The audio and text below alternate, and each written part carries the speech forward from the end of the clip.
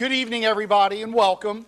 As a district, Great Valley's really blessed to have so many wonderful, loving, caring, nurturing staff members and a lot of talented, hardworking students. And tonight is just a wonderful evening and a chance for us to represent and honor just a small slice of some of the greatness that we have around us each and every day. So my name is Dan Gaffredo. I'm one of the assistant superintendents, and I'm here this evening really to help honor some of the staff members who are either retiring and leaving us, or those that have 25 or 30 years of service, which is a tremendous milestone. So I'd like to start things off by honoring some of our retirees. We have 4 retirees this year in the school district, and I'd like to call the first one up. Her name is Janet Beiswinger. Janet, if you could come up.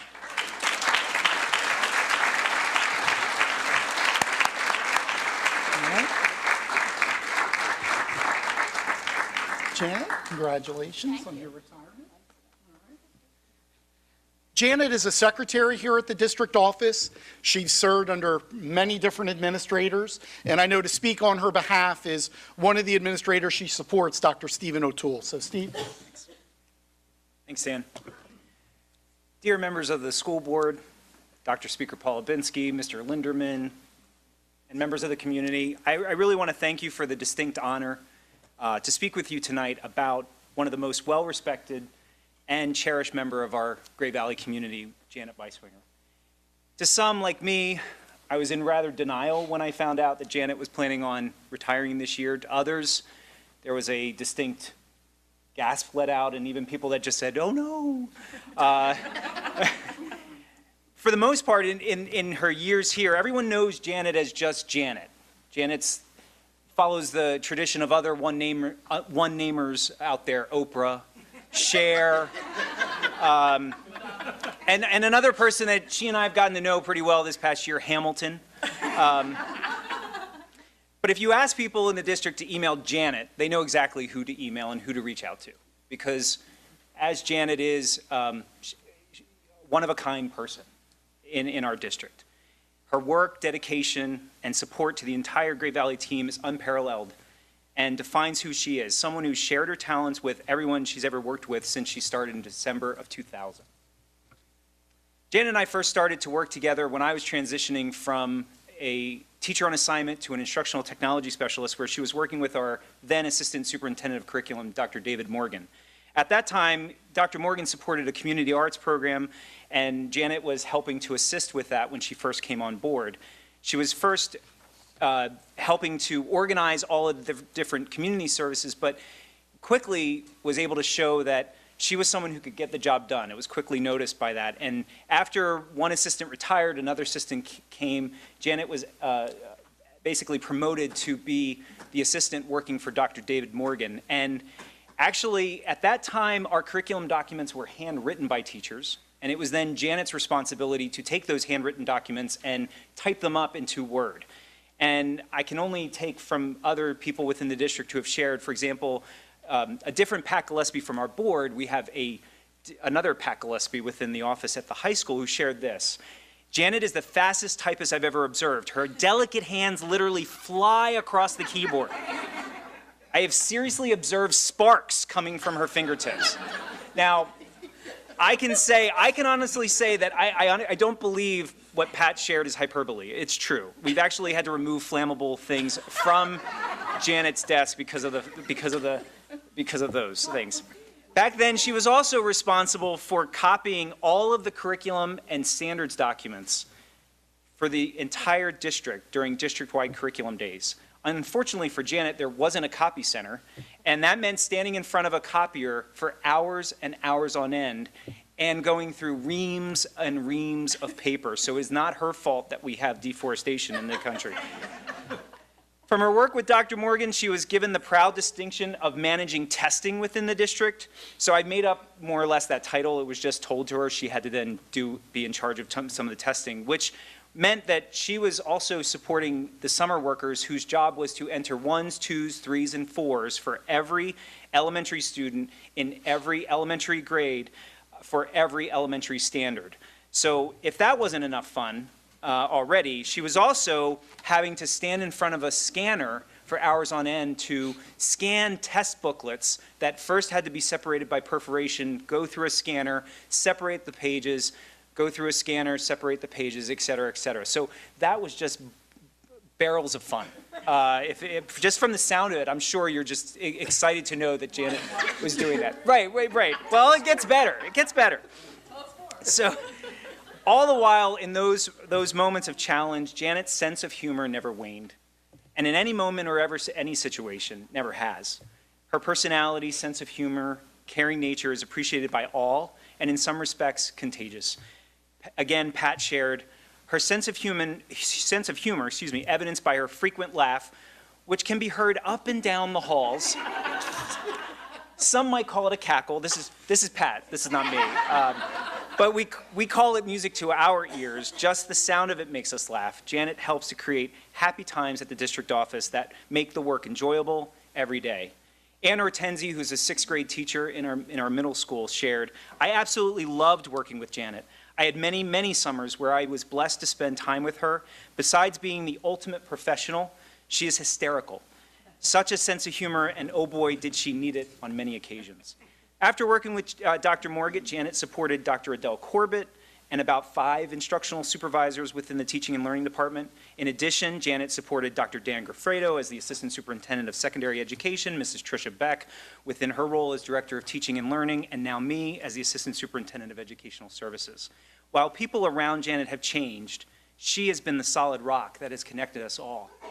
We all agree with Sally Bovell, who is a Sugartown reading specialist, who said, "We have all been better at our jobs because you were great at yours." I've had to make a comparison. Janet is almost as quick and as efficient as Amazon's Alexa. And that's not an exaggeration. Probably about 10 to 20 times a day, you could hear us calling out of our office, "Janet, when will such and such curriculum be updated? Janet, how much did we spend last year on professional development? Janet, can you please order this book?" And literally, as fast as Alexa, you will have the answer. And she sounds equally as polite. Sally said, working at DO on curriculum days, teachers were running to Janet with, "Where can I find this? Can you fix that?" Never being met with anything but a sure, no problem. It has been simply amazing how you have made us feel as though any request was the most important thing you had to do at that moment. Unlike Alexa, Janet's personality and caring approach made you know that she cared about you and she wanted to make life easier for you. And when materials arrived in the district, Janet served as our Amazon Prime. She would organize, account for, ship materials to different schools in less than 2 days. And as Anna Ortenzi also shared, she is so organized and was able to keep people with whom she worked organized as well. We owe our ability to get things done because of you, Janet. She could anticipate what we needed and make sure we were prepared to do the best we could each and every day. Beyond the work, Janet connected with so many people on such a personal level. Her commitment to her family, who are here tonight, to honor her as well, is a model for us. Tonight we have Rob, her husband, her daughters Roxanne and Rachel, and her grandson Michael. To them, we would like to thank you for sharing with her, with us for all these years. We know how much you, as well as her extended family here at Great Valley, mean to her. Ann shared that Janet would always have pictures and many stories about her family, and that her family meant the world to her. And we are so grateful that Janet counts us as part of her family. We know that when she retires, she will be able to spend more time with her husband, children, and grandchildren, and we hope she will visit once in a while to see how we're doing. We'll write, or email, or text, not to ask for anything, just to see how things are going. We can't wait to hear how your family is doing, but know that in our heart we will never, ever be able to replace you. So we wish you well, days with no plans, time for what makes you happy, years of adventures and memories, and we are so grateful to work with you, but more importantly, have you get to know us and us to get to know you. Best wishes from all of us here at Great Valley as you begin your retirement.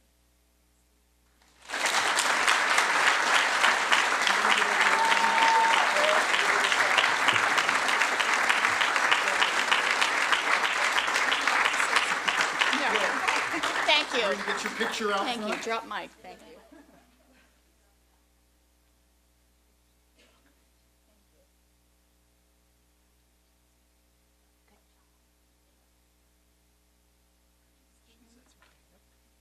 Want to miss you.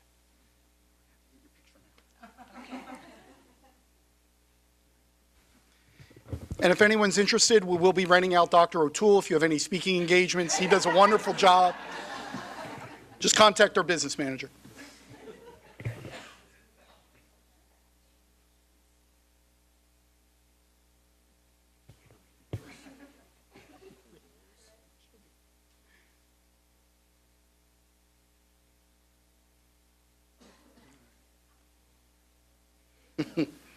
Congratulations, Janet. Great job, Steve. Okay. We do have a second of our 4 retirees is here with us this evening, and it is Silvana Hart. Silvana, I know you're with us. If you could please join me here at the podium, I would appreciate it. Okay.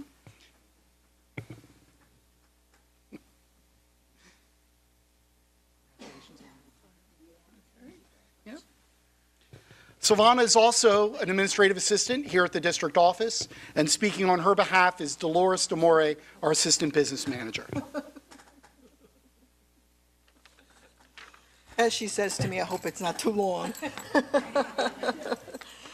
That's going to be hard to beat, Stephen. You know, you always have to show off. But anyway, when Silvana told me she was retiring after 10 years of service, with the district, I was sadly moved. She became the go-to person for taxpayers. She took it over. Very rarely did Chuck or I have any problems, or she didn't come to us for very many things, but she took care of it all. She gained the trust of the taxpayers. She gave us motherly treatment back in the accounting office. Oh, you don't feel well? Why don't you take some aspirin? Why don't you go home? She would give us a hug and so forth. But she listened. She gave us sincere support and help. She listened to the taxpayers. And she wasn't one of these people who would just hang up quickly. She would take her time. She would listen. She would answer their questions. She would get the information. So after 10 years of doing this, she got really good at her job. So I'm really going to miss her. We all are. And so are the taxpayers.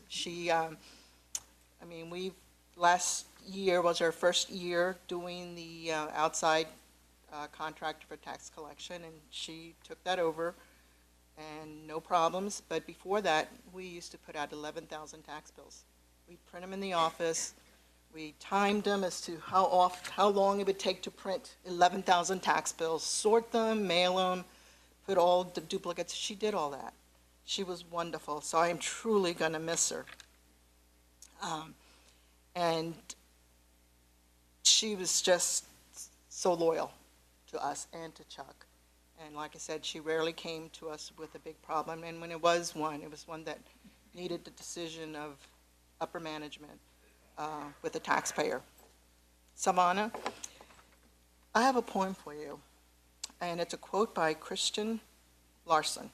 And I want you to promise yourself to be strong that nothing can disturb your peace of mind, to talk health, happiness, and prosperity to every person you meet, to make all your friends feel that there is something worthwhile in them, to look at the sunny side of everything and make your optimism come true, to think only of the best, to work only for the best, to expect only the best. I want you to promise yourself to be just as enthusiastic about the success of others as you are about your own, to forget the mistakes of the past and press on to the greater achievements of the future. Promise yourself to wear a careful expression at all times and give a smile to every living creature you meet. To give so much time to improving yourself that you have no time to criticize others. To be too large for worry. Too noble for anger, too strong for fear, and too happy to prevent the presence of trouble. To think well of yourself, and to proclaim this fact to the world, not in a loud word, but in great deeds. To live in the faith that the whole world is on your side so long as you're true to the best that is in you. On behalf of the district, and me personally, I wish you, Silvana, all the best in your retirement. We hope you have a long and peaceful rest. Spend some time with loved ones and do everything you want with your time off. Congratulations to a wonderful career and best wishes for the next phase of your life. To yourself and Walt, her husband, who is here, I wish you a long life, healthy and happiness together. It has been our pleasure to know you and to work with you, but you promised to come back and help train, right? Okay. If you want me to, yes. Yes. And I have another saying by Dave Earhart. May your retirement be similar to the experience of a child being out of school for the summer. But the summer never ends. Even more, may your retirement allow you to do what you like as much as possible and what you don't like as little as possible. All the best, Savannah, and thank you for the 10 years of continued service. I'm going to miss you.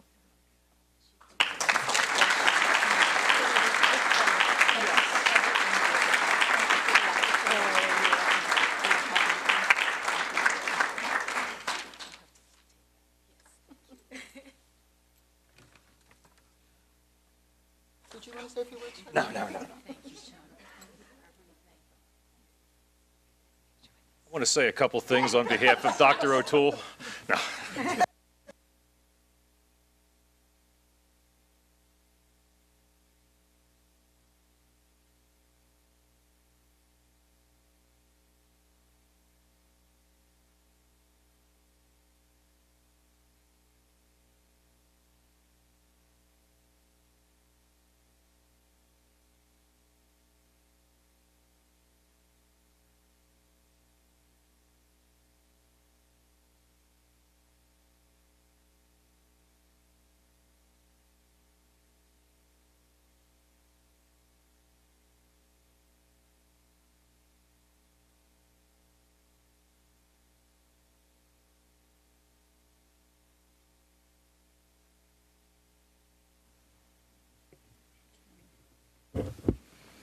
Our third retiree this evening is Mary Bourne. Unfortunately, Mary was unable to make it.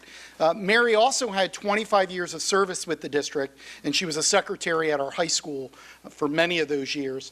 Speaking on Mary's behalf is Michael Flick, our high school principal. Thank you, Dan. I also like to thank you for switching up the order there because I did not have to follow Dr. O'Toole. Would have been pretty silly. We had the same fluffy introduction with, welcome school board members, members of the community, students, teachers, but did you steal that from me? Were you on my 365 today? Good evening, everybody. I'm honored this evening to recognize Mrs. Mary Bourne on her recent retirement. Unfortunately, Mary is unable to be here tonight, but she retired in January of this year as a longtime administrative professional at the high school. Mary spent her 25-year career at the high school and actually started in January of 1992, my senior year at Great Valley High School as well. So our paths crossed not only recently for the past 9 years, but also 25 years ago as well, too.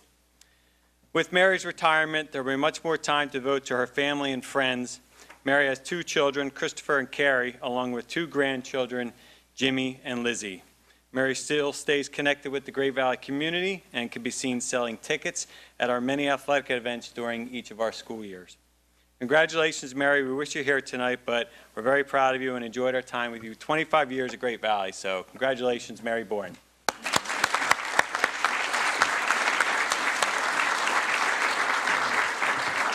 Thank you, Michael. Thank you. And our final retiree is not here as well. Dr. Robin Kozlow-Stahl served as a long-time administrator here at the district. Robin was honored back in September at a prior board meeting, so she's not with us, but I have touched base, and I know she's enjoying retirement, and retirement is treating her quite well. So just a round of applause for Robin's years of service and retirement. I have 2 other sets of awards or recognitions I'd like to honor. And first are our staff members who have accumulated 25 years of service. And I know we have a majority of them that are here. I will read the names. I'm going to ask that those members please stand here in the front. I know you're going to be on display, but we'd like to get all of them together as a group, and I know Ms. Blake will take your picture. So again, the following names I'm about to read are staff members who have accumulated 25 years of service with Great Valley. First is a world language teacher from the high school, Maria Berryman. Maria, if you please come front. Thank you. Okay. Next is one of Maria's colleagues, another world language teacher, Barb Goodale. Barb?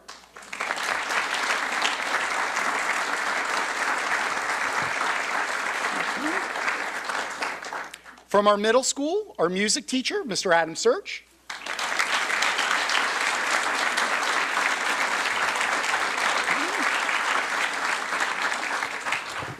Middle school social studies teacher, and I'm not sure if he's here, but Mike Bagnarelli. I wanted to call his name out. He deserves applause. 25 years for Mike. Our school psychologist at the middle school, Janet Leachy.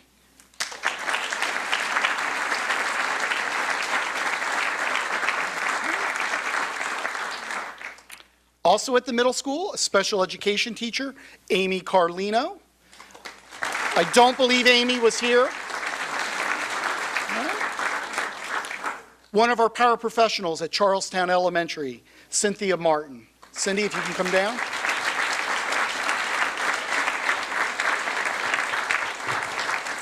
And you already heard of our final staff member with 25 years, Mary Bourne from the high school. Mary's not here, but a round of applause for all of our 25-year honorees.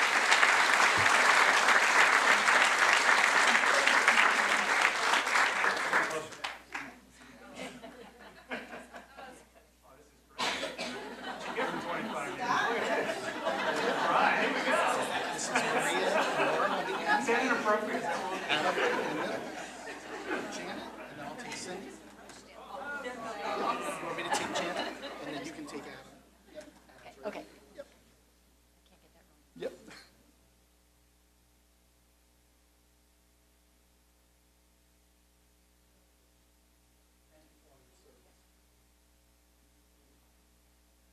I'm in the picture.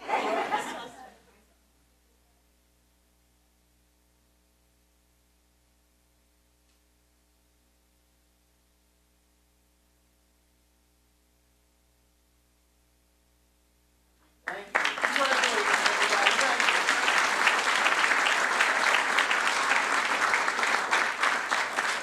Thank you. You may want to just stand here and we'll do the 30s. Okay. Next, I'd like to recognize and honor our staff members who have accumulated 30 years of service. First, one of our support people at Katie Markley, Margaret Gregory. She's an IST. There we go.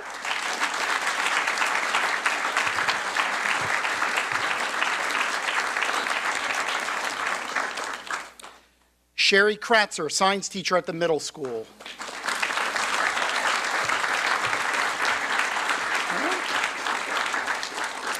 Health phys ed at the middle school, Diana Castles, one of our teachers.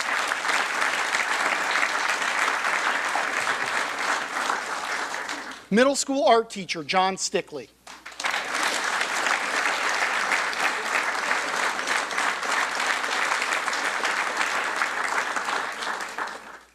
Katie Markley music teacher, Mary Ellen Byrne.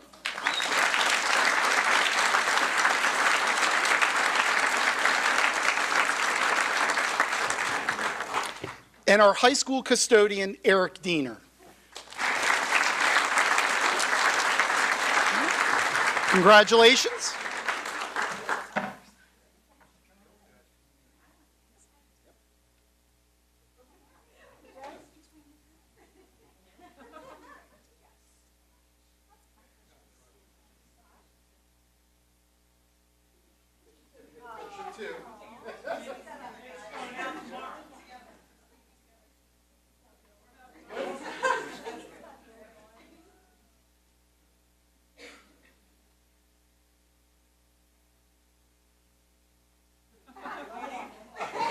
Now the official.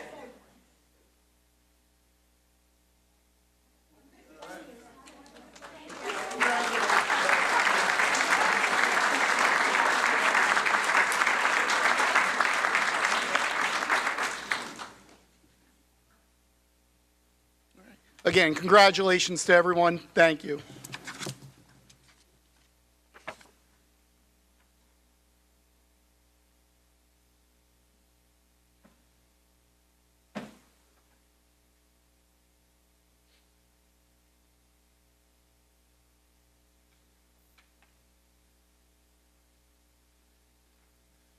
Good evening, ladies and gentlemen. It's my honor to take a moment here and formally announce to our community one of the most amazing teachers we have in the middle school, who was the recipient, as well as our representative to the Great Valley School District, to the Citadel Heart of Learning Award.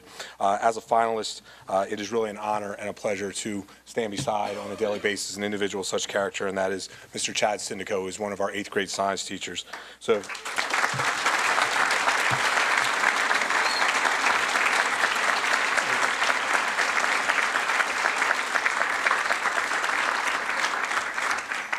I think one of the most interesting aspects of the entire day when we were celebrating this with Chad was to have the opportunity to sit just for a few minutes and just get acquainted with his family. He speaks so highly of them on a regular basis, but then to actually have the opportunity to also talk to his father, who was a teacher in the Upper Marion School District, and to hear his words about Chad coming and joining him on days when he had off, and being able to come to school and be a part of his classroom, and toward the end of the day basically say to the kids, do you want the old Mr. Syndico or the young Mr. Syndico? And of course he would always say they'd always elect to take the young Mr. Syndico.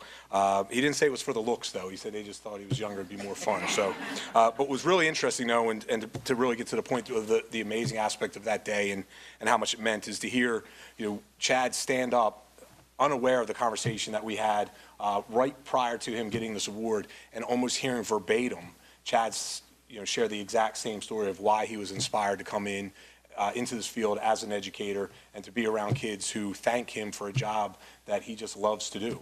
And to hear his father say that exact same thing was really touching and a wonderful way to celebrate an individual who does such great things in our school and in our community. So, Chad, thank you for a job well done. Thanks, sir. Congratulations, Chad. Thank you.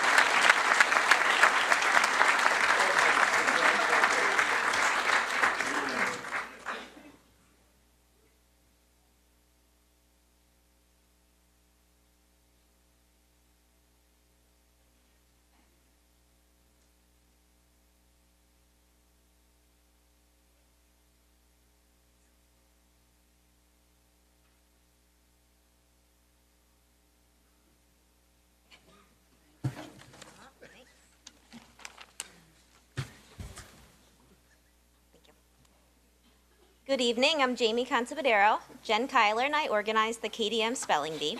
I'm proud to have the honor to recognize one of my own 5th grade students, Ratish Kadali, for his spelling achievements. Starting early in the school year, Ratish began asking about the spelling bee. As he does with all his schoolwork, he puts so much time and effort into studying the spelling words. In front of all of his 5th grade peers, Ratish successfully won the KDM Spelling Bee in January. He then went on to represent KDM at the Chester County Spelling Bee. We are proud to recognize Ratish tonight for his perseverance and achievements, both at the Katie Markley and at the Chester County Spelling Bees. He earned 3rd place at the Chester County Spelling Bee and looks forward to competing again next year. Congratulations, Ratish.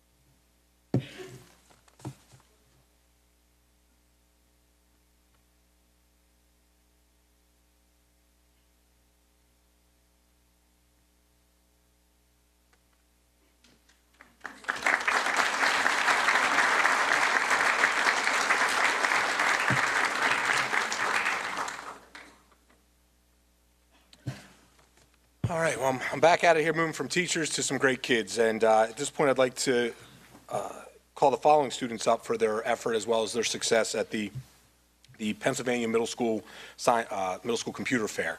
These 4 individuals I see on a regular basis throughout our building. Believe it or not, they do have computers with them pretty much at all times. And to see what they're able to do, working well with one another for the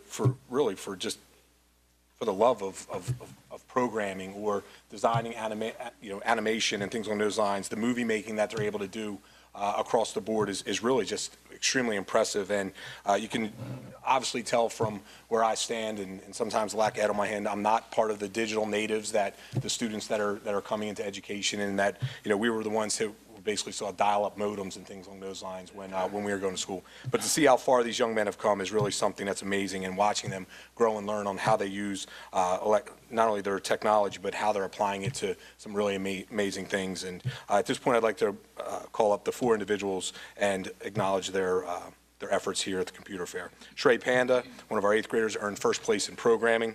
Ishwar Krishnan, 2nd place in programming. Rishi Raman, 2nd place in animation, and a young man by the name of Lucas Armand, who is an 8th grader with us, and his earning of 2nd place in digital movie making. Congratulations, boys.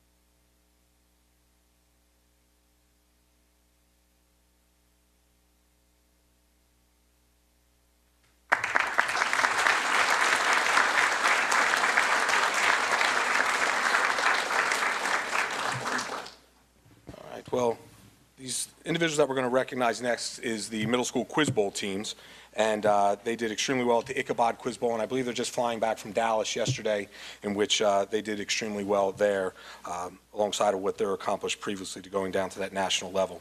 We have 2 teams that did extremely well. The Great Valley B team was awarded 2nd place, and those individuals, if you can come up at this time, Anshu Nunamathala, Lucas Armand, Nolan Greenways, Rahul Narayanan, and Shrey Panda.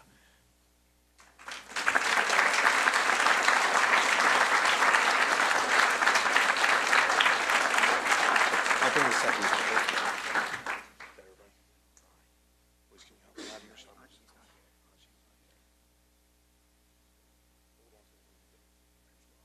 The second team, our A team, tied for 3rd place, and those individuals, if you call up this or come up at this time, is Rishi Raman, Akash Narayan, Kyle Yang, and Tyler Yang.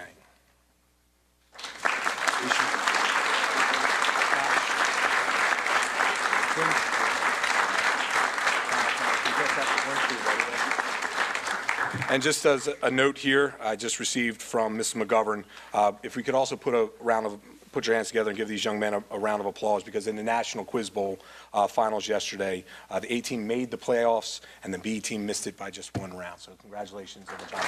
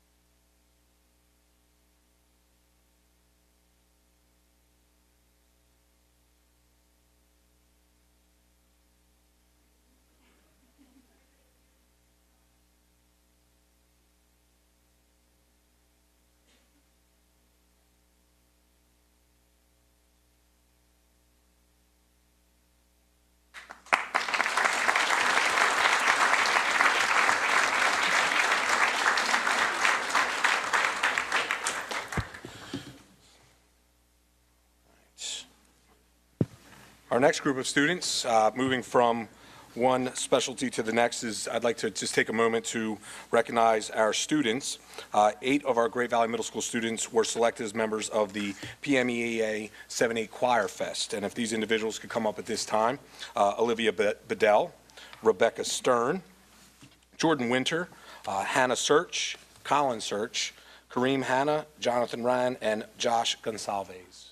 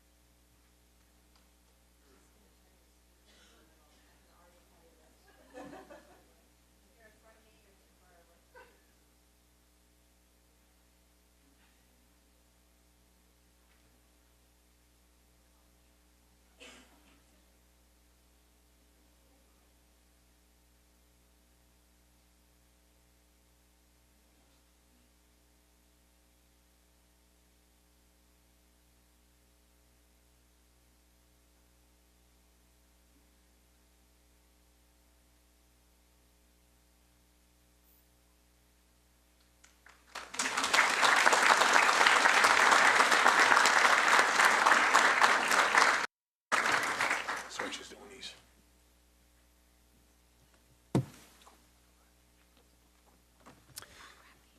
Thank you. I think I have them lined up for you. I try. See if we can do it for you. Good evening, school board members, Dr. Speaker Paul Binsky, and parents.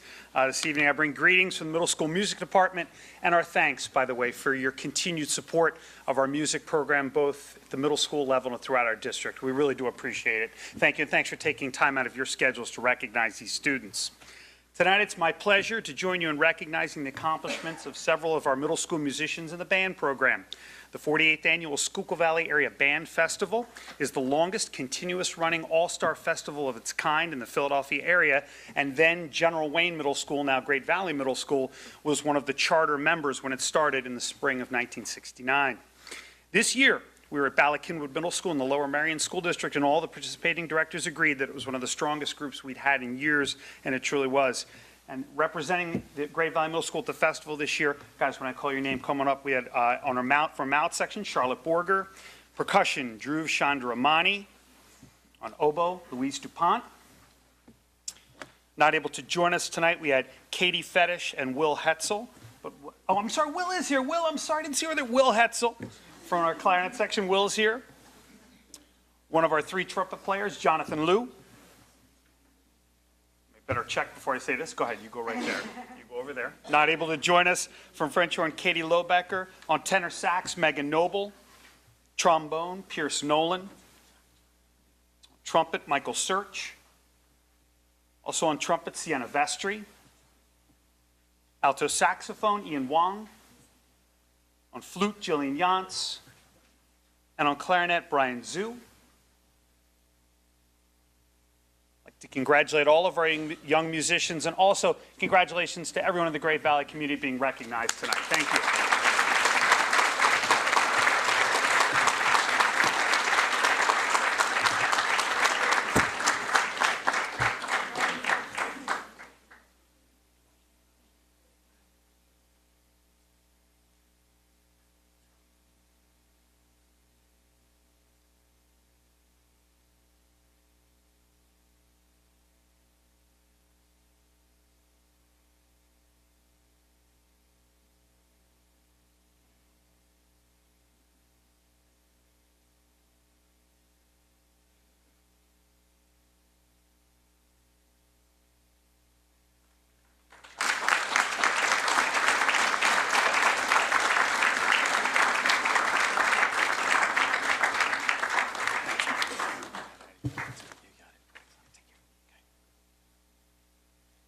Each year, Great Valley High School students compete in the Pennsylvania Computer Fair competition. This competition includes the following categories: animation, logo design, digital movie, graphic design, programming, and web page design. This year, we sent 4 students to compete at regionals. They competed against approximately 140 students from local Chester County schools. We are proud to honor the following students for their involvement in the Pennsylvania Computer Fair competition. First place, Computer Fair logo, Michael Orlow.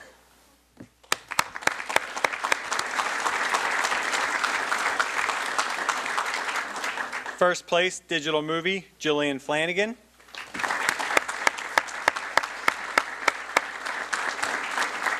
And first place, graphic design, Krista Jones.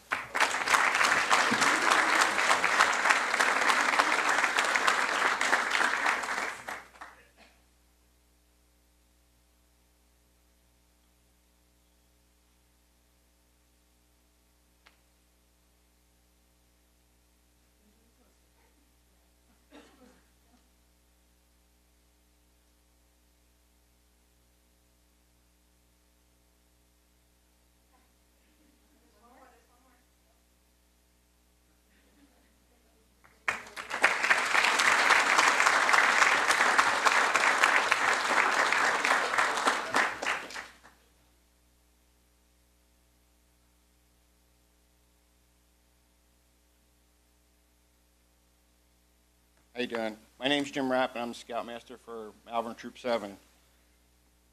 I'm here to sing the accolades of Randall Jack Patton. I met Randy at the age of 11. He was this high. Now he's that high.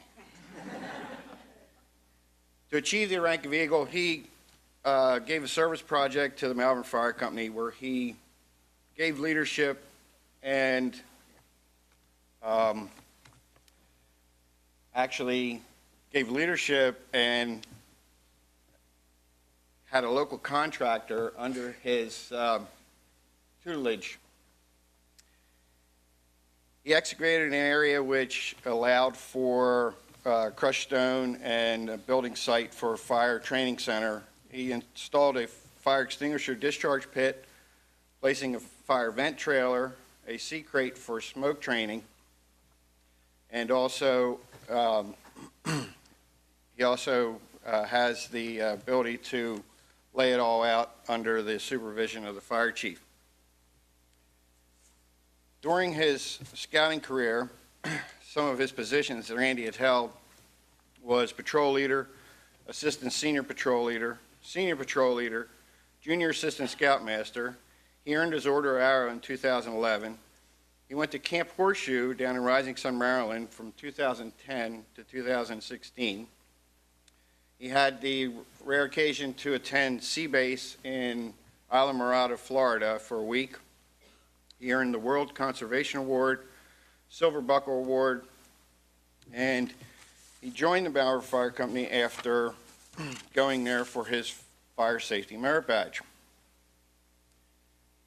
He just finished his, let me get this straight now. He went to Octorara Homeland Security Protective Services Academy, where he earned his Firefighting 1 course for the state of Pennsylvania. He just completed the course, his pro boards, last Sunday. So his love for the fire company and giving back to his community, he's going to attend the University of New Haven, Connecticut with a dual major in fire arson investigation and fire administration. He is now currently taking his EMT course. So we are proud that he took his scouting career and giving back to leadership in his community and is going to continue it on through college, and you're going to come back here and help us out, right?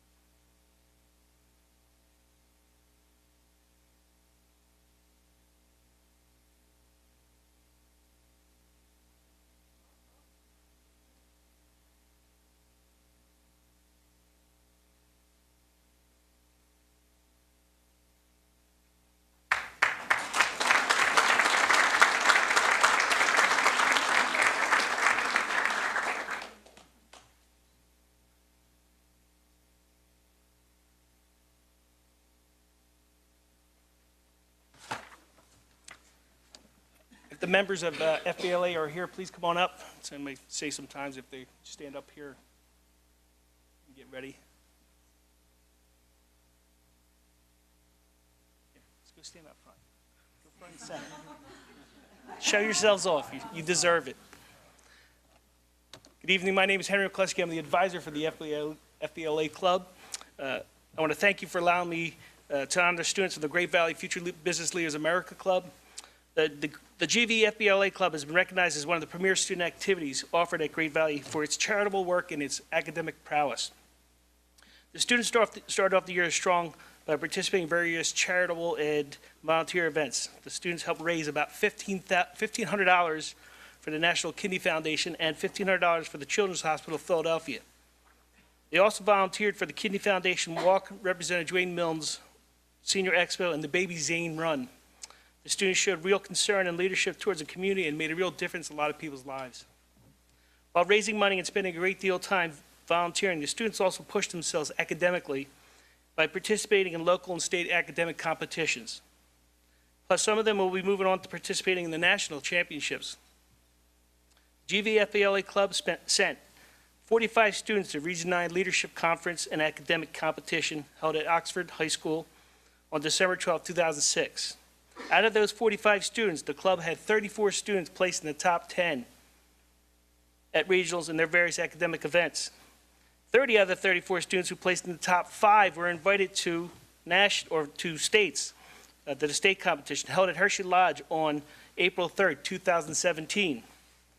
The students prepared and studied very diligently for the state competition, and 14 out of the 30 placed in the top 10 in the state of Pennsylvania.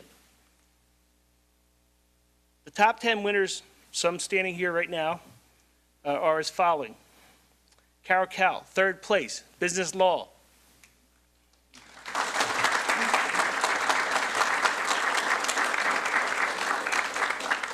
Daniel Chen, 8th place, banking and financial systems.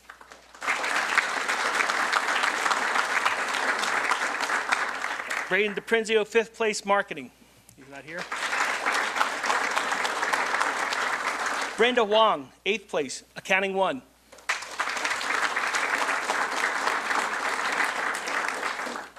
Consuela Lee, 4th place, healthcare administration. Joy Liu, 5th place, insurance and risk management.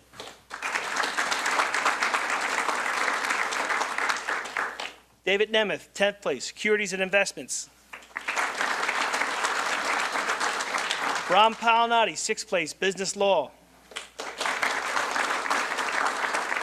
Vineet Sarakonda, 5th place, marketing. Andre Vanderheide, 8th place, banking and financial systems. David Wang, 8th place, banking and financial systems. Jesse Zhu, 5th place, marketing. Kenneth Yang, 10th place, introduction to informational technology. And finally, Christopher Yee, 2nd place, introduction to informational technology. The students who placed in the top 4 in the state events are invited to the nationals held in Anaheim, California on June 29, 2017. As of today, Carol Cal, Consuelo Lee, and Christopher Yee will be participating and representing Great Valley High School. Carol is the only member right now who's here. Stand forward.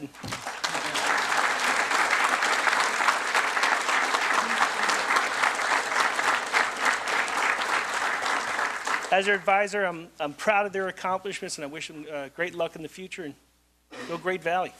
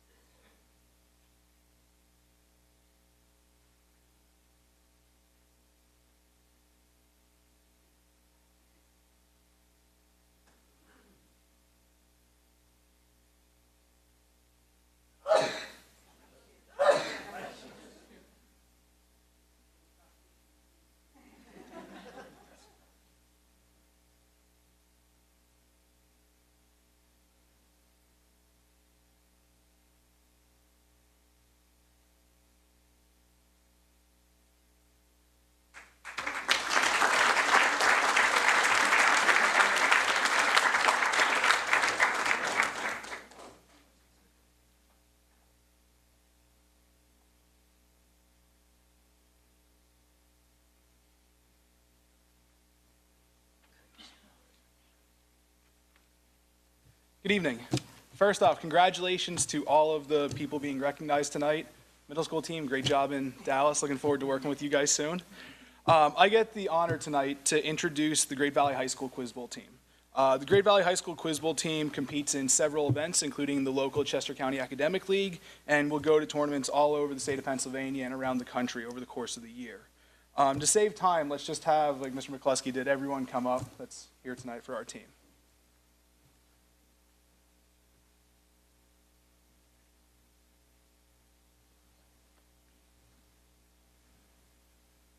So first off, I'm going to recognize our varsity high school quiz bowl team that competed in the Chester County Academic League and won the Chester County Academic League this year.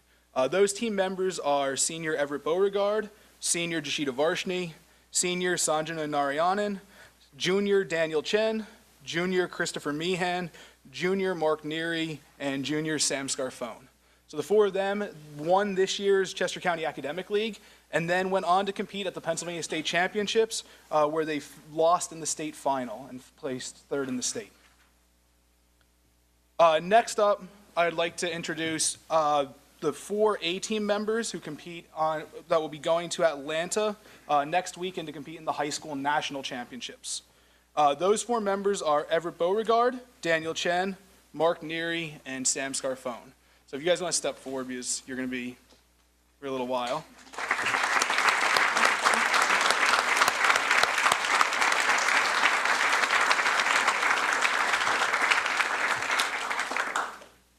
These four young men are currently ranked as the #3 best Quiz Bowl team in the state of Pennsylvania, are ranked in the top 100 in the nation, have won tournaments in the Lehigh Valley this year, and have numerous top 3 finishes around the state of Pennsylvania. They will be one of the teams representing Pennsylvania at nationals, and a couple of them have some individual accolades I'd like to bring up.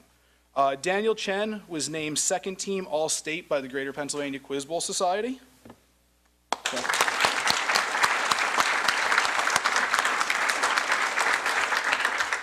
And Sam Scarfone was named to the Chester County All-League team, was named first team All-State by the Greater Pennsylvania Quiz Bowl Society, and was named the outstanding player in the entire state for the 2016-2017 season.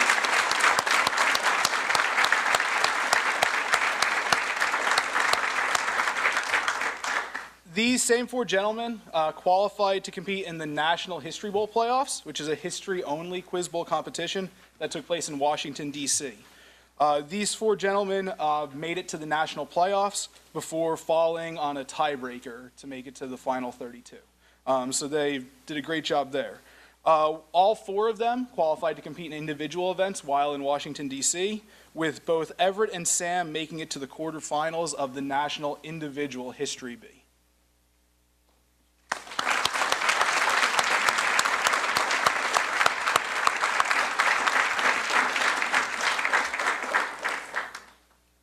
And lastly, to talk about Sam while in D.C., Sam also qualified to be in the National Geography Olympiad, where he finished 17th overall in the country, which included an 8th overall place and a spot that was in the national finals for the National Geography Bee before losing. So he's one of the final 8 in the country. Thanks, guys. And then our last sort of recognition for tonight is the junior varsity Chester County Academic Team, which also competes in the Chester County Academic League, but will compete at the junior varsity level. Unlike the sports teams, they do have playoffs for the junior varsity division, and this group finished 2nd overall in Chester County, losing in the league final. So the team members for that were Thomas Cox, Nate White, Nandini Krishnan, Will Lewis, Dan Milani, Chris Angelov, Rithik Babili, and John Lee.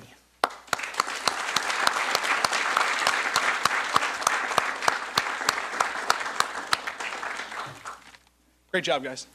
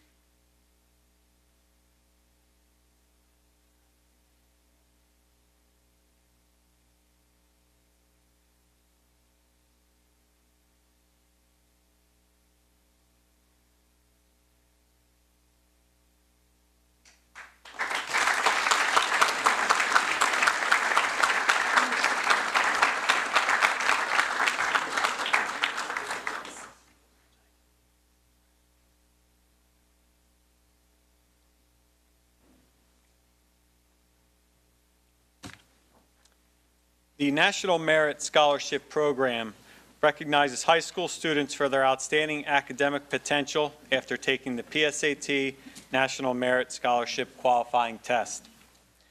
Of some 1.5 million program entrants, the field is narrowed down to 50,000 of the highest scoring participants in the United States. From the 50,000, 16,000 students were named National Merit semifinalists. I am pleased to announce and recognize this evening that 7 of our 11 Great Valley High School National Merit semifinalists advanced to finalist standing in the 2017 competition. With the other 8,000 finalists in the United States, the 7 Great Valley High School students are now eligible for merit scholarship money in the spring, and those scholarships are funneling in for our finalists today. Please join me in recognizing the following finalists, and if you're here tonight, please step forward. Mahitha Apasani, Everett Beauregard, Erica Doherty, Divya Jain, Jane Lee, Jason Wren, Aditi Sharma, and Jesse Zhu. Congratulations.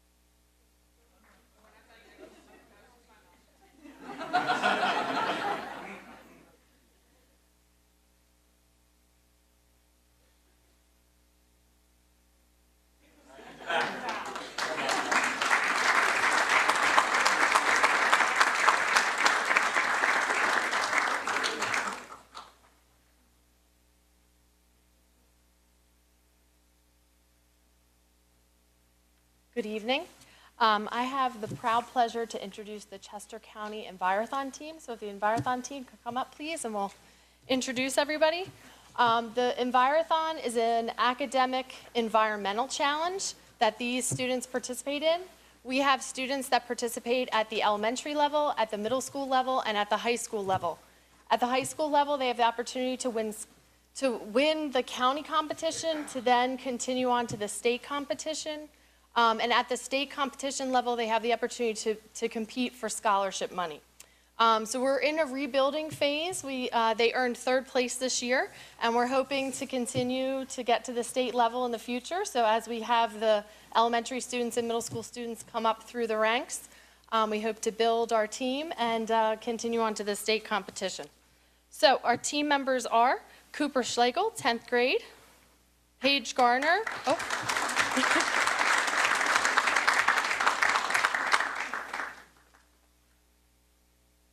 Cooper is our sophomore, so he's in our rebuilding team. Our seniors are Paige Gardner, Elijah Dawson,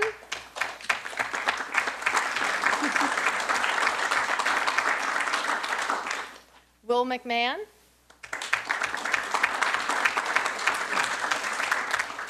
and Jason Grunwald.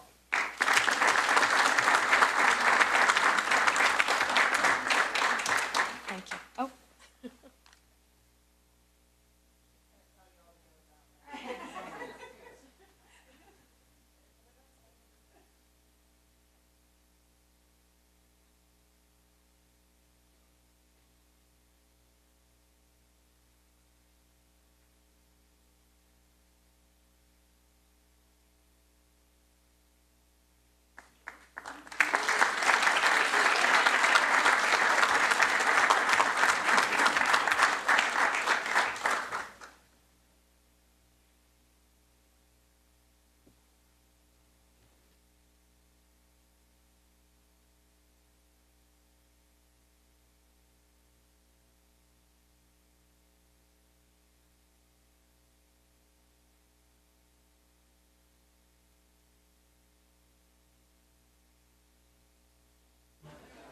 Thank everybody for coming. We're going to take a break now to transition into the next meeting, so we'll be gone for a few minutes. Thank you again.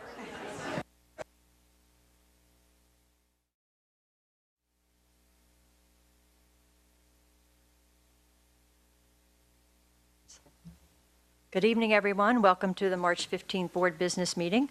I'm now calling this meeting to order. but not attending tonight are Andy Daga, Dave Barrett, and Pat Gillespie. And the next thing, we're going to do the Pledge of Allegiance, and we're going to be led by the Katie Markley students.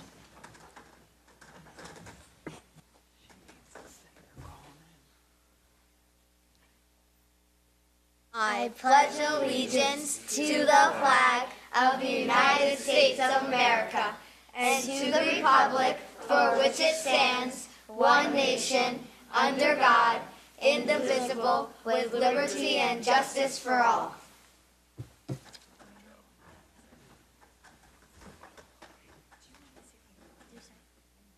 Dave? Okay, the board just met in executive session to discuss legal and personnel issues, and we're not going back afterwards. The next up is the secretary's correspondence. Yeah, okay. Okay, so now we're going to move the Katie Markley students into doing their council report first.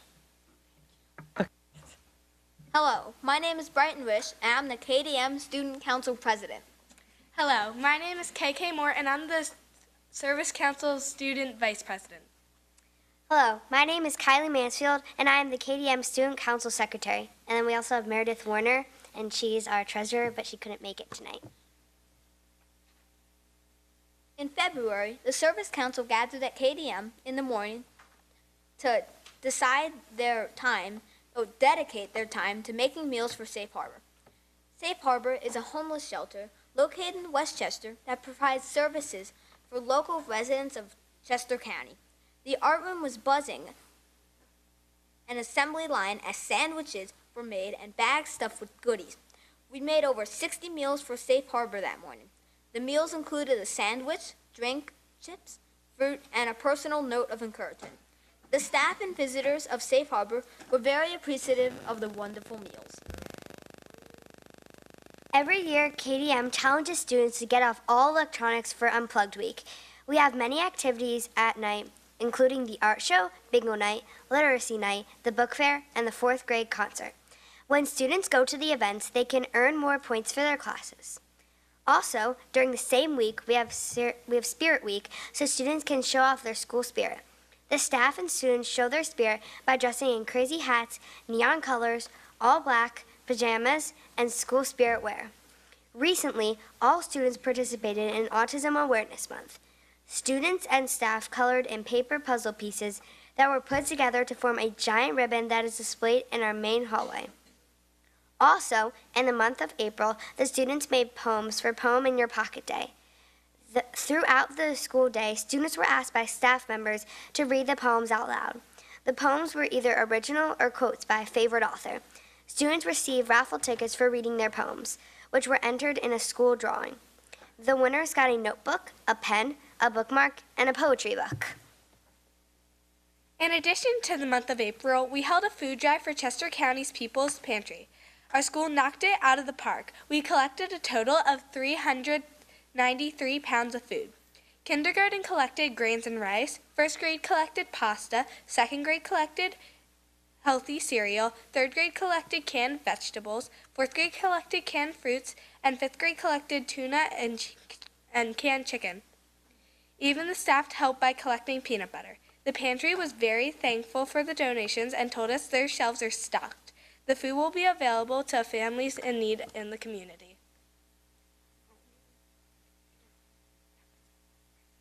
We are looking forward to the annual spring fair being held this Friday. We have many fun activities planned for the fair. There will be food, games, music, prizes, and more.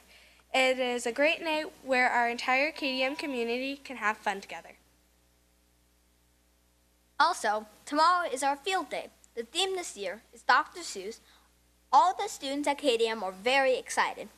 The staff at KDM worked very hard to put this awesome event together for our students. Best of luck to both teams. Thank you for listening. Bye.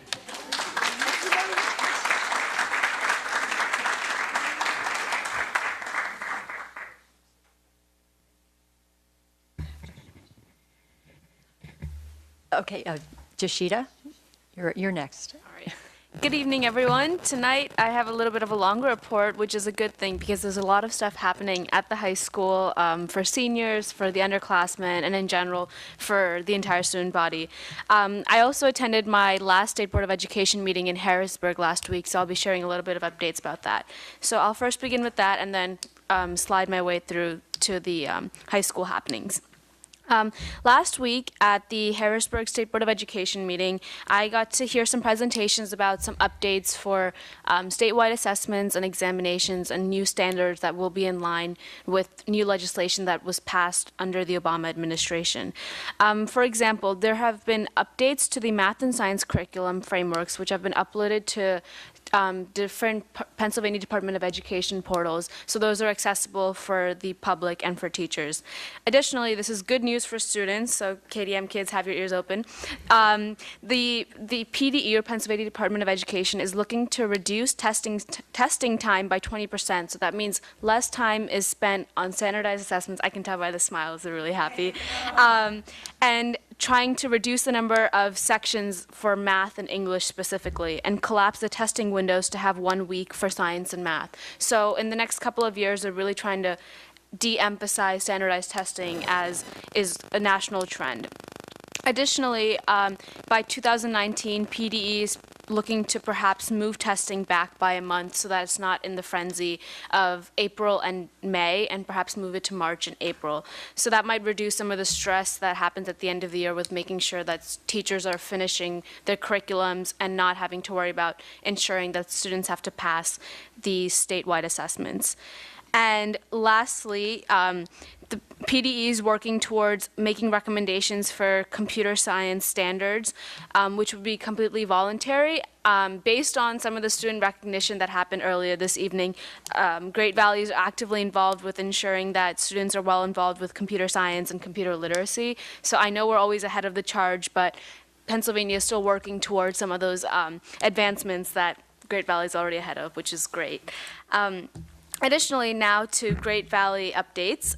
Tomorrow is the instrumental concert held at the Great Valley High School.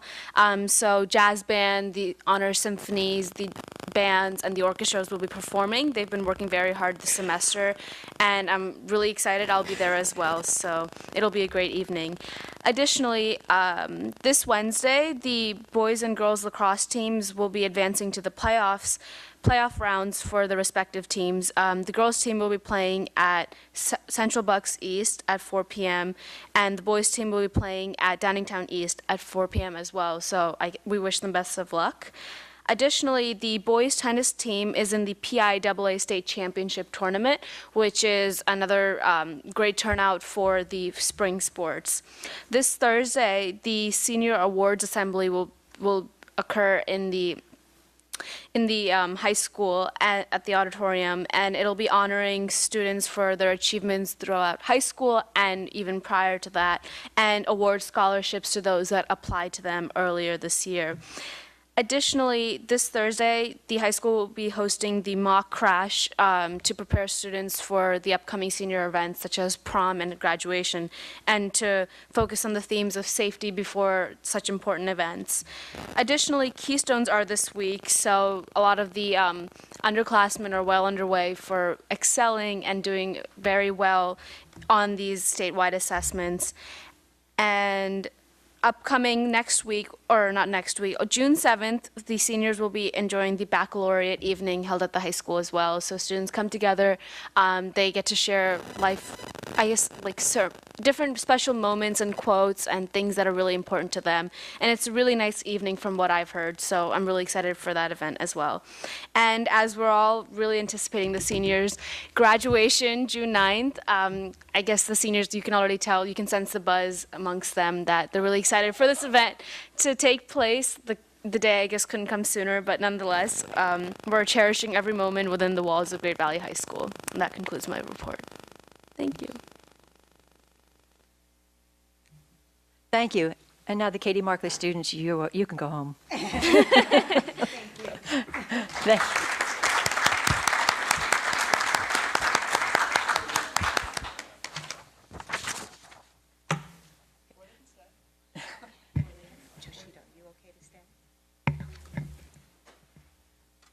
Okay, next we're going to move into the voting portion of the meeting because we have 2 board members on the phone waiting for us. So if there's any questions that anybody has on the voting section only, I will open up the mic for them for that purpose. And if not, we're going to proceed with the voting.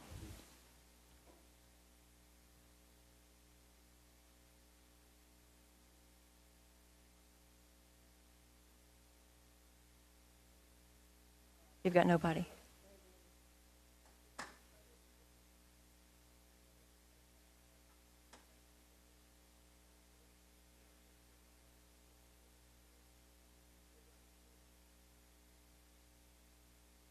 Okay.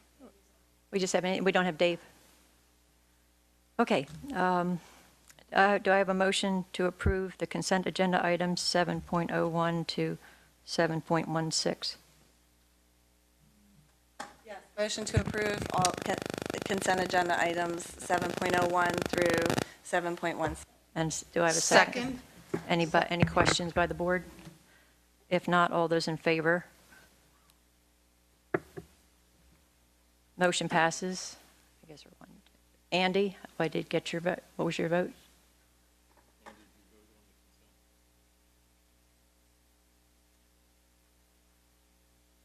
Didn't get a vote? Then Wait. Andy? are we 7 or 6? 1, 2. He keeps disappearing. Well, the motion passes 6-0, or if Andy comes on, it's 7-0. Hey, Chuck, for these call-ins, don't the board members need to be visually, not visually, but auditorily present for the entire meeting at least? I thought that was kind of the rule with these things, where you can't just kind of hop in and slide in and off on these votes. He's off now because the background. Then without his vote, then the motion passes 6-0.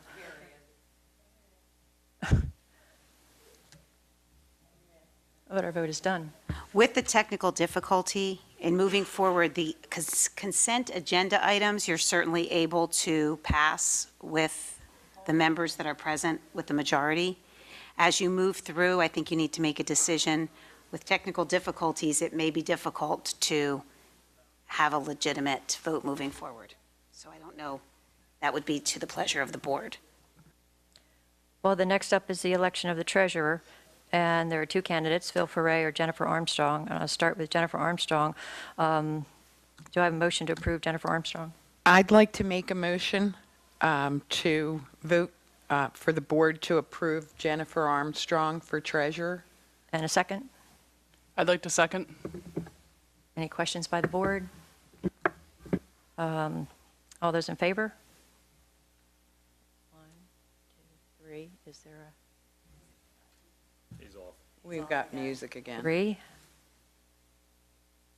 And I have 3 votes for Jennifer Armstrong. And the next, opposed. Anybody opposed?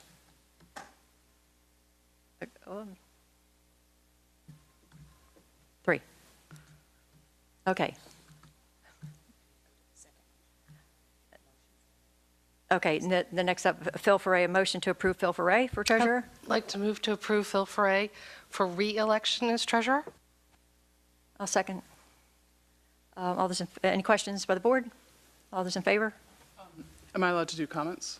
Yeah. Yes.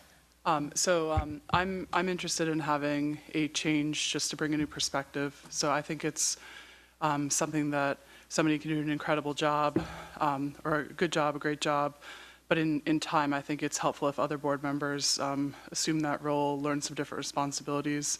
One of the things about the position of treasurer and vice president and president is that these 3 people meet on the phone and talk about, they kind of have a preview of the board meetings. I served as vice president 1 year.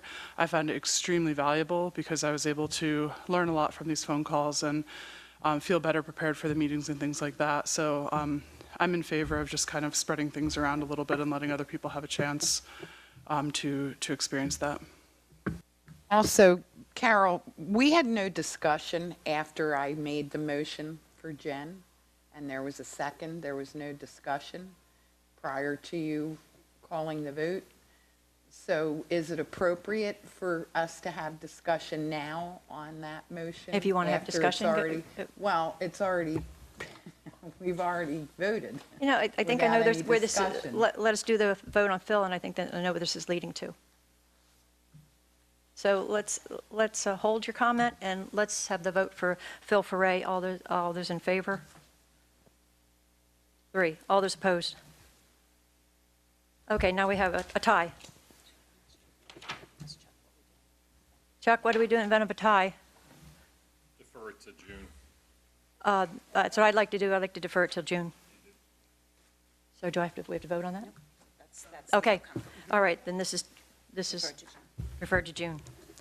Okay, the next is the appointment of the Secretary, Chuck Linderman. I move to reappoint Chuck Linderman as Secretary of the Board Second. for the 4-year Oh. term. For the 4-year term. I'd like to second that. Any comments about that? Okay, all Thank those- you for the job that you've done. I think you've done a great job, and it's greatly appreciated. So, thank you. Then all those in favor? All those opposed? None. The motion passes 6-0. Okay, next is a reappointment of the solicitor. Do I have a motion for? Move to approve. Second. Go ahead. Any comments about it? No, then, okay, all those in favor? That was 6, okay, motion passes 6-0. Thank you.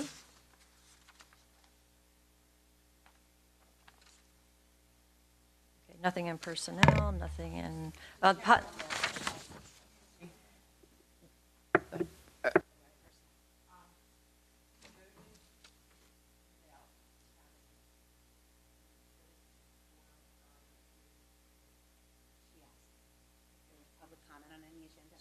Yes, I did. No, I did.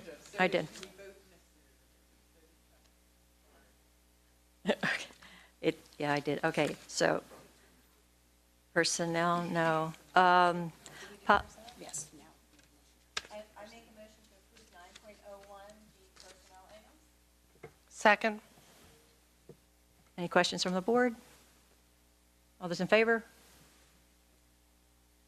Opposed? None. Motion passes 6-0. And the next up, the policy approval, so it's first reading, so we're not voting on, is recommended the board accept the following policies for the first reading for approval next time we vote. And under program approvals, nothing, facilities, nothing. And we move into, that concludes the voting section. And now I will open the mic for public comment. When you come up. Oh, okay, Secretary's correspondence. Okay, back up. Secretary's correspondence. Mr. Linderman, didn't mean to ignore you, but you're on. He's nothing, okay. Did Superintendent report, is anything there? And then Ellen, is there a legislative report? Okay, Ellen, go ahead. Okay. With the House and Senate in session this week, there was a lot of activity in Harrisburg, although not a significant amount of forward momentum on the state budget, but it's still early. An additional option on the liquor privatization front materialized, allowing beer distributors to sell wine and liquor. Although its future and the future for most of the other liquor and/or gaming-related revenue options remains very uncertain. Aside from budget-related issues, the House was busy with committee meetings and moved several education-related bills, an optional property tax relief bill, and a bill that would impose significant restrictions on reverse appeals and value commercial properties by comparing them to vacant properties. Although the House and Senate will not return to Harrisburg until May the 22nd, discussions will continue on all fronts next week.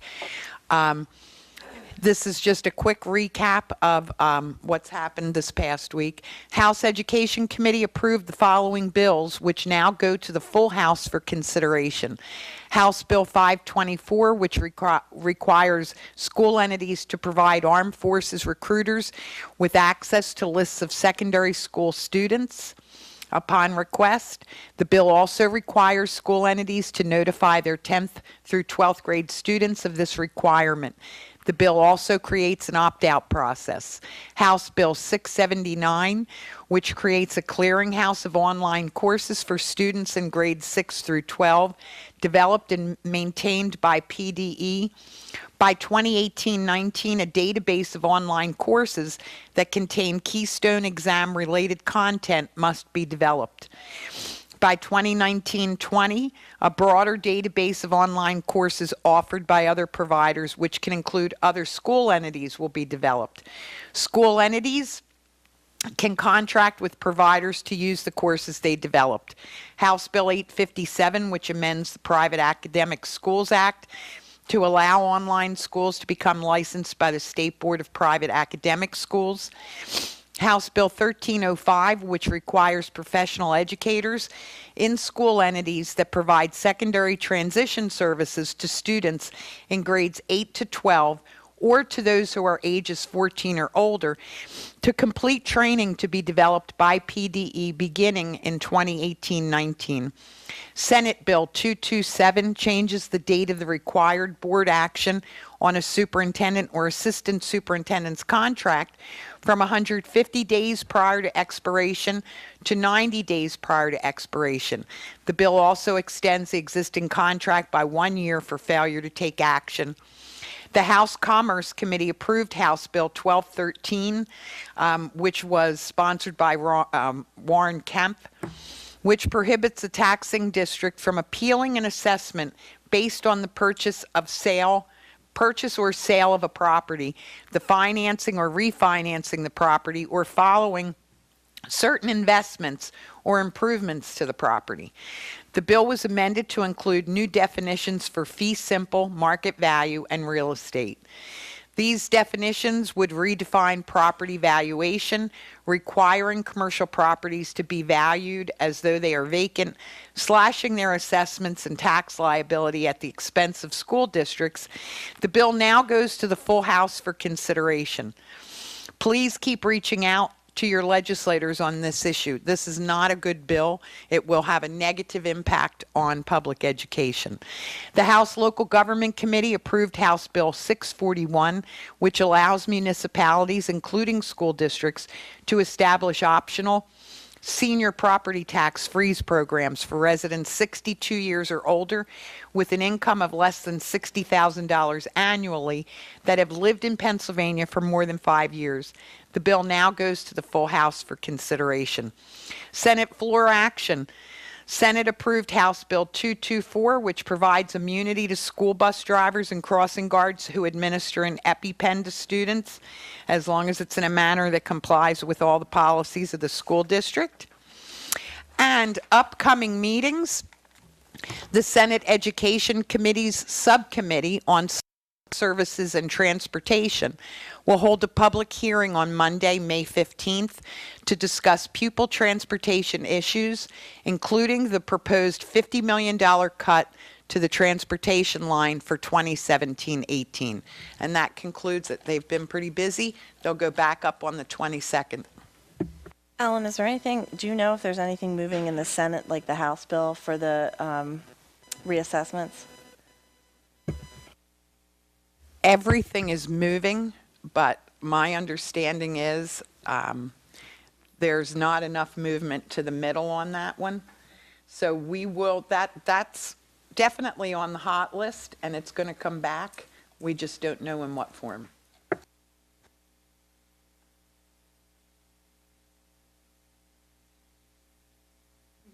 Hey, Ellen, I've already emailed our representatives once. Keep emailing, or one time good enough?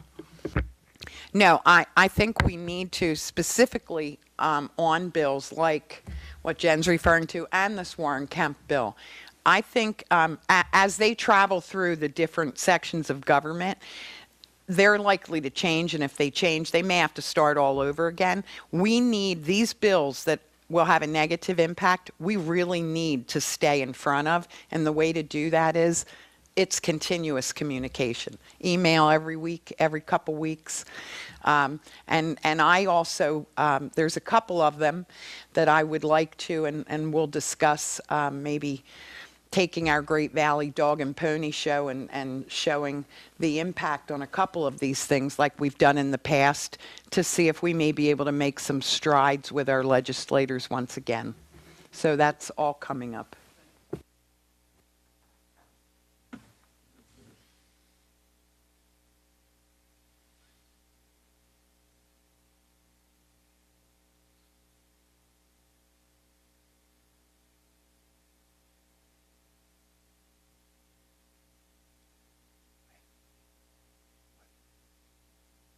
It's there. It's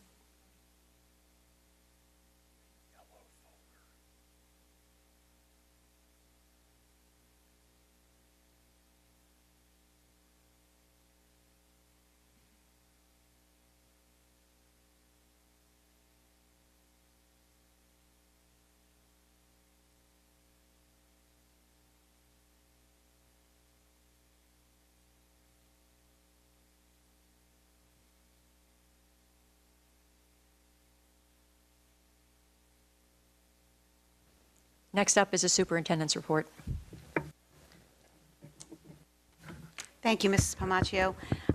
As Joshita shared, and as our students from Katie Markley shared, and as you could see in the student recognition prior to the board starting, there are many, many wonderful things happening. There is much preparation done to have our students excel in so many different areas. So in the elementary, we have a lot of spring activities. Fourth and fifth grade in all 4 of our elementary schools participated in the Chester County Reading Olympics, spring band and choral concerts, our field trips. We have students going to Elmwood Zoo, Valley Forge, Washington, D.C., People's Light, also included in that Gettysburg, which I know we were speaking this morning, the day of one fourth grade group. It is scheduled to be 90 degrees. So 90 degrees in Gettysburg, marching across the fields will certainly give them an up-close and personal experience. Charlestown happenings, Wellness Week was held April 17th to the 21st, and you can see groups of our students really enjoying a whole lot of great ideas.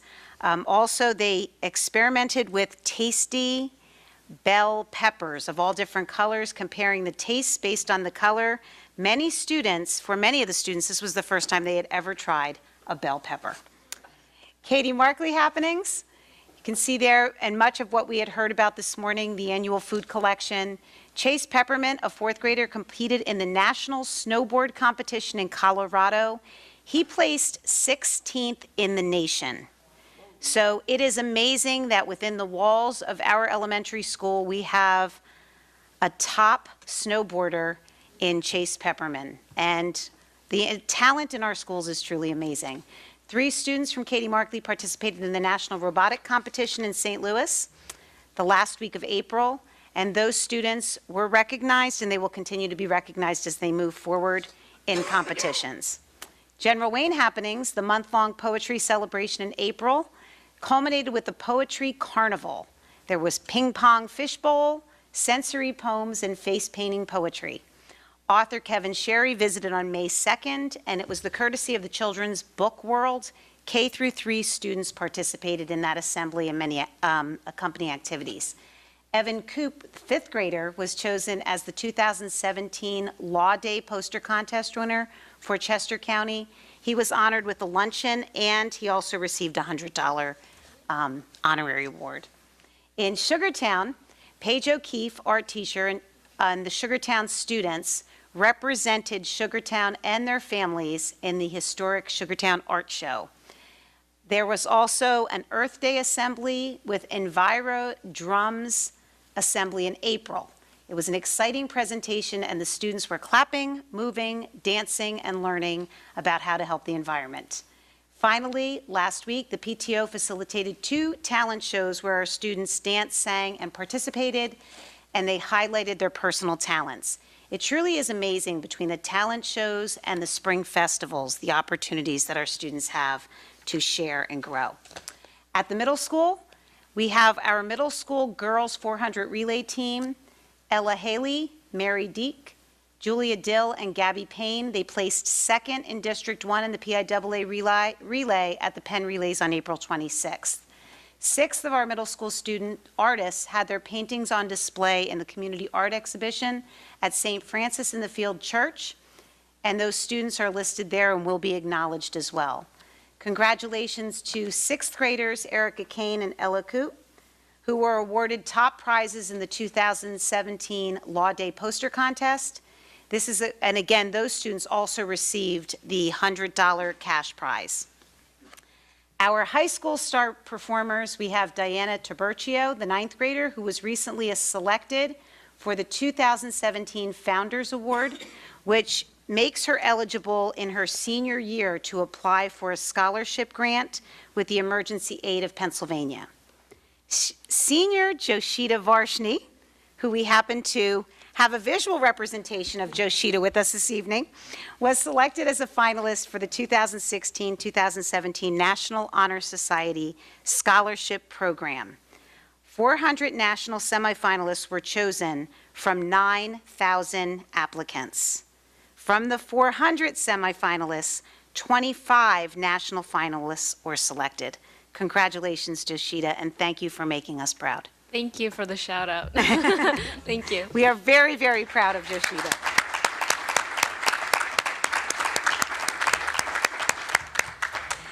Jesse Yu, 12th grader, was awarded a $2,500 National Merit Scholarship in recognition of his academic promise and distinguished performance.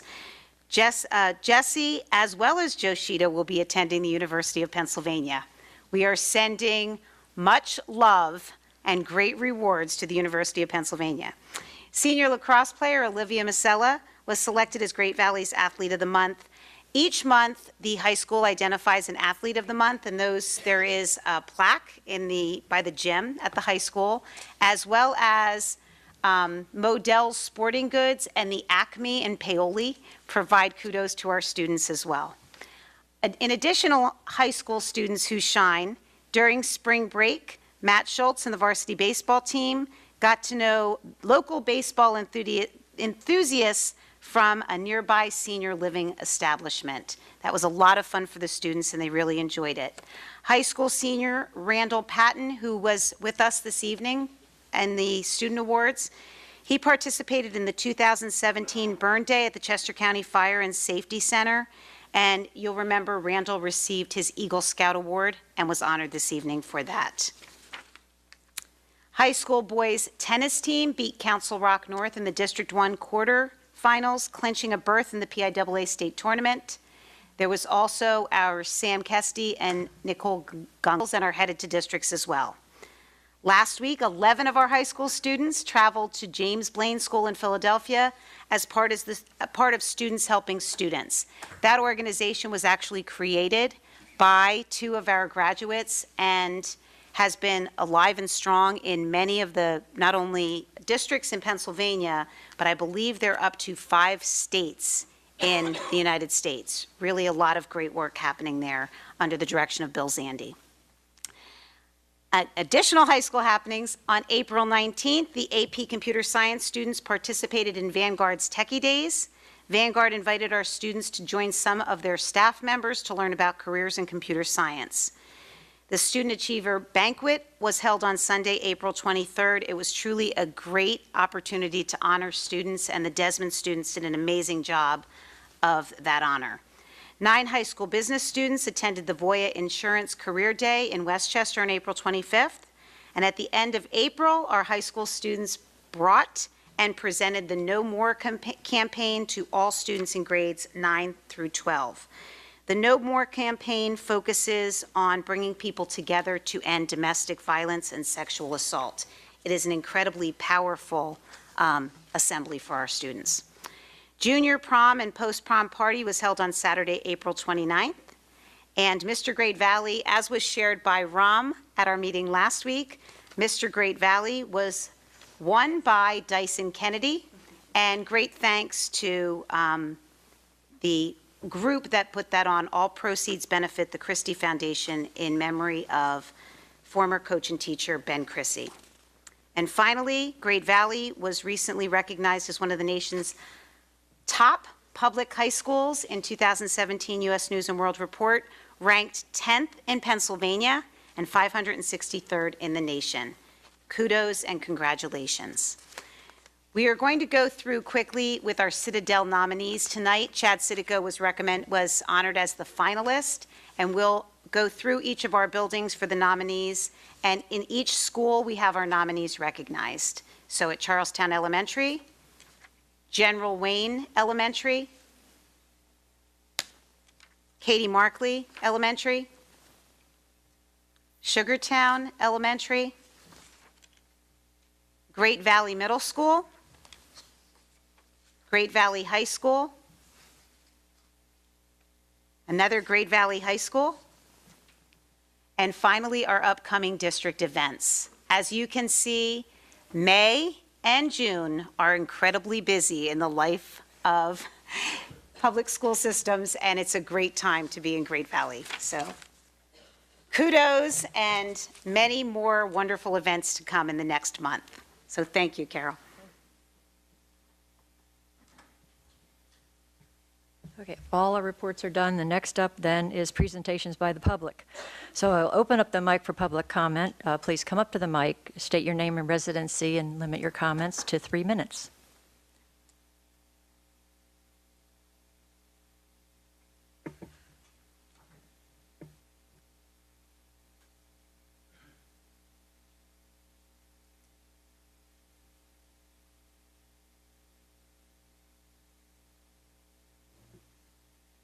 Hi, my name is Patrice Gilbert. I live in Raintree Condominiums in Malvern, Pennsylvania.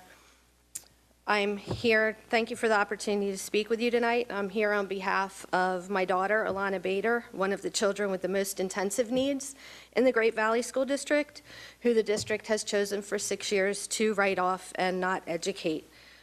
She's been placed on settlement agreements, and as a single mother, I'm forced to hire the educators, and when I cannot find them, the district gets the money back, and my child doesn't ever get the help she needs.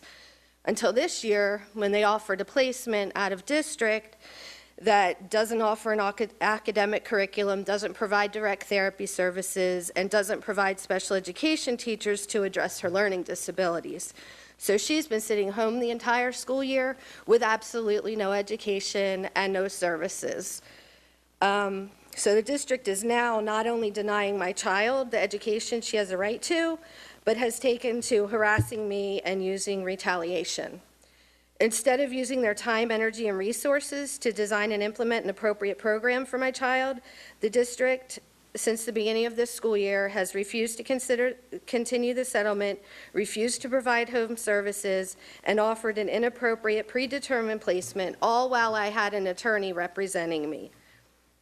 When they knew I was no longer represented, the district filed for mediation, filed for due process, forced me to sign temporary guardianship to my advocate to handle this matter, which they refused to acknowledge as legal, and refused to deal with my advocate because she's trying to make them follow the laws in IDEA instead of following the rules that they've made up and choose to follow. They've threatened truancy after leaving my child home for 7 months with no education and never filed for truancy until I had to take my daughter off special ed and put her in regular ed as a student with disabilities in an attempt to get her an education. When I did that, the district filed a false claim with Children and Youth Services, and so now I have them in my life. I just had to sign papers that they can continue today. She attended school twice at the middle school. The first day, she lasted about she was there for about an hour, but I had to come and pick her up because she was suspended for the rest of the day because of her disability. The next day that I brought her to school, she was suspended for 3 days within 5 minutes because she couldn't make it down the hallway. They've offered a 504, but they haven't offered what the law provides for that she's entitled to under a 504, including transportation to get her to school because she can't get on a regular bus with all those kids because of her high anxiety. So, and when she's there, they're refusing to implement the behavior support plan, which, as a speech and language pathologist who works in schools, I know that there are regular ed kids who are on 504s with behavior support plans. So the district, even as a regular ed student, continues to deny my child her right to an education because they won't even get her to school, and then once she's there, they're just suspending her and not giving her access anyway.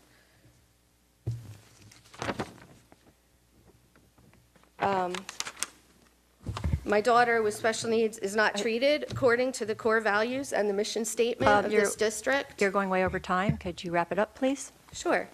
She's segregated, written off, not educated, and treated like a useless object to be discarded. When the Joanna Wexler says to me, nobody wants to educate your child, this district has a huge problem. They're failing our children, and they have a legal responsibility to educate our children. There are people who want to teach our children. It's just this district that doesn't want to, as I saw tonight by all of the accolades for the regular ed students and no mention of what you do for special education students in this district, except make a ribbon for the kids with autism, which isn't raising awareness or helping the students understand. That's all. Thank you. Thank you for giving me the opportunity tonight to speak. You're welcome, and thank you for your comments. You're welcome. Should I go ahead and do this? Should I hold Bill up? Sure. Bill, would you mind waiting a moment? I have a statement. Thank you, Bill. Ms. Gilbert. The board has a long-standing practice of not commenting on specific students during board meetings. Student information is confidential, and we want to preserve that privacy. We'd ask that you initially direct your concerns to Dr. Wexler and Dr. Speaker Polubinski for review. This will ensure that confidential student information remains confidential and also allows the administration to review and respond to your comments and concerns on an individual basis, taking into consideration the unique circumstances of your student's situation. The board also has a policy number 906 in place regarding public complaints, which outlines the various levels of review that a complaint should go through administratively prior to the board weighing in. That said, please be assured that the board values your comments and takes your concerns very seriously and is fully confident that the administration will be able to satisfactorily address them. We are also confident that as a district, we value each student's education and strive to provide what is appropriate.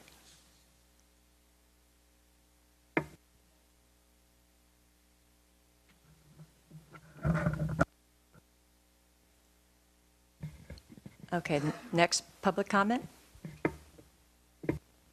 My name is Bill Dwyer, 10 Stewart Drive, East Whiteland. Inasmuch as you had a travesty here tonight in trying to elect a treasurer, something I find incredible, I have one question. Who's the treasurer for the next month? Okay, thank you.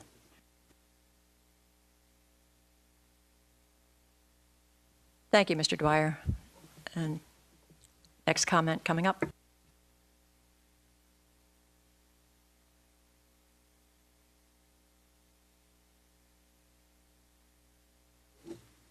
Bruce Chambers, 17 James Thomas Road. I'm responding to your response to the analysis I gave you, the 5-year analysis of the budgets, which I labeled as being deceptive. I was disappointed with the response. It didn't address the facts I presented, and it spoke in vague generalities. You claim transparency, yet no explanations have been given regarding the surpluses at the end of the year, why they occurred, and why you continue to predict deficits. And you don't provide adequate information concerning the reserve funds. You stress the importance of the capital reserve, yet you don't budget for it. You just take the surpluses, which you never budget for, and move it around to the various reserve funds. You tried to distance yourself from the circumstances of the Lower Merion lawsuit, yet you did the same thing as Lower Merion. You budgeted for millions of dollars in deficits, you then raise the taxes, and then you end up with millions in surpluses. You funnel the surpluses then to reserve funds to avoid the 8% cap on the unassigned fund. You also mentioned external metrics applied to your budget, which you tried to justify the practices you do with your budget. Yet, I understand that Lower Merion used the same arguments to the judge in their lawsuit, and he disregarded them, as I do. You emphasize that Lower Merion applied for the Act 1 exceptions, and you haven't done that in the last several years, but that's not the point. The issue is not the lawsuit or the level of the taxes. The issue is the fact that Great Valley continues to have deception in their budget process.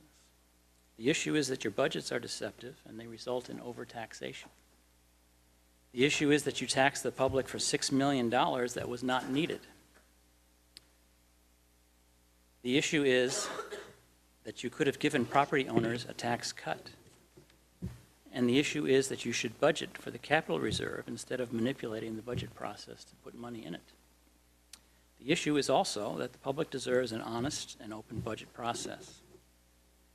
In addition, you demeaned the public and me as you wanted to remind us, in quote, that the budget process is more than seeing what you spend year after year and add inflation. That was a bit insulting.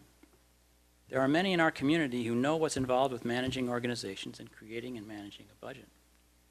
They deal on a regular basis with many factors beyond inflation, such as regulation costs, cuts in budget, and unexpected expenses. Unlike you, they don't get to tax people to raise money. They have to earn it. So please don't preach to us about the complexity of the Great Valley School District budget. What the public does understand is what you've done in the last 5 years when they see the numbers. It's not hard to understand.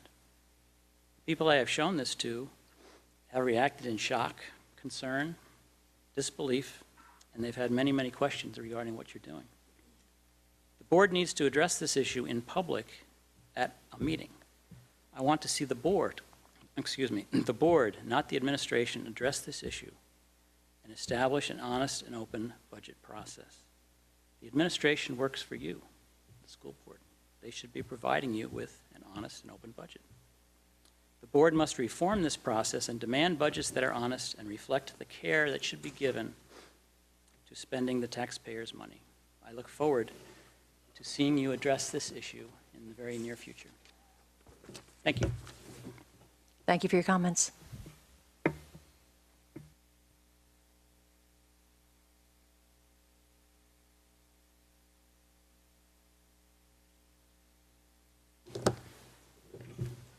Hello, I'm Ted Leisenring. I live at 2575 Whitehorse Road, Berwyn, Pennsylvania, part of the Great Valley School District. And I would like to follow up on what Mr. Chambers said and just maybe emphasize a couple of other points. I've been part of this school board. I've served on this school board during the financial crisis. And I believe during that time, we did have open and transparent budgeting. And we held ourselves to a high standard. Rigorous questions were asked, and due diligence was done. And I think that this board has strayed from that. I think it is now time for this board to look at their budgeting process, be transparent in their budgeting process, and be open to public questions about the budgeting process. I've read Mr. Chambers' questions, and I think they're all very reasonable. I've also read the response from the board, and I thought it was very vague. So I'd like to go on the record here saying that I would like to see a meeting where the board, not the administration, addresses the questions of Mr. Chambers and answers these questions publicly. I don't want to see Great Valley follow the same path that Lower Merion has, and I believe they're headed in that direction. So please listen to what our reasonable request and give us the answers that we want. Thank you.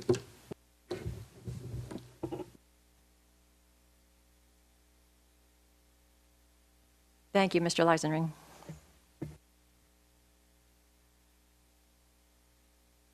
Any other comments from the public? Any other board comments? Motion to adjourn.